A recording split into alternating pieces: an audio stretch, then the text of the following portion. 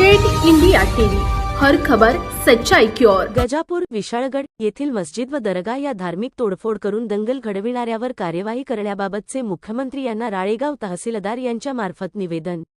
राळेगाव येथे सुन्नी मस्जिद कमिटी, राळेगाव वलीदादा बादशाह कब्रस्तान कमिटी, ईदगाहच्या वतीने मुख्यमंत्री यांना राळेगाव तहसीलदार अमित भोईटे यांच्या मार्फत दिले निवेदन।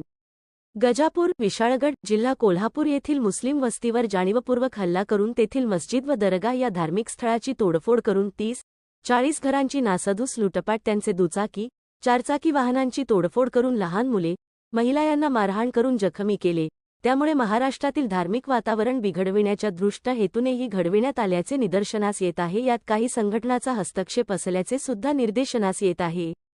तरी पण आपण महाराष्ट्रातील धार्मिक जातीय वातावरण चांगले राहावे म्हणून दंगलीमधील सामील दंगलखोरावर कडक कारवाई करून निष्पक्ष चौकशी करण्यात यावी, याकरिता मुख्यमंत्री यांनी राळेगाव तहसीलदार अमित भोईटे यांच्या मार्फत निवेदन देण्यात आले आहे। यावेळी इम्रान हाजी हैदरखान पठाण अध्यक्ष, अफसर अली सय्यद, अली भाई माजी नगरसेवक तथा सचिव, सनाउल्लाह खा पठाण, सय्यद रियाज अली, सय्यद लियाकत अली, रज्जाक भाई भीमानी, ज्यूसफ भीमानी, अक्रम खा, गफ्फार भाई, शेख पैको कुरेशी, शोहेब पठाण, रफीक भाई, सलमान भीमानी, असीम भीमानी, अशफाक भीमानी, अक्रम पठाण, बादशाह भाई काजी, शेख मुस्ताक भाई, शेख राजू भाई, शैझान कुरेशी, शेख सलमान, अवेज कुरेशी व इतर मुस्लिम बांधव मोठ्या संख्येने उपस्थित होते। यवतमाळ जिल्हा प्रतिनिधी विनोद माहुरे।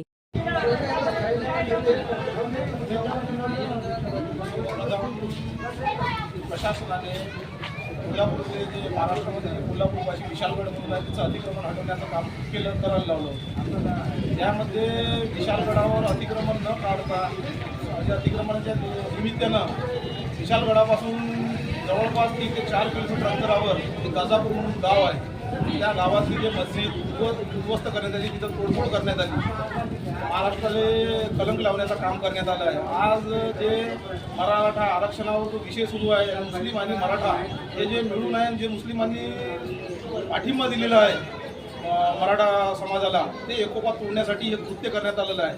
असं कृत्य घडू नये यासाठी आम्ही तहसीलदार साहेबांना निवेदन देण्यात आलं। बाकीची माहिती आमच्या अफसर बोलतात।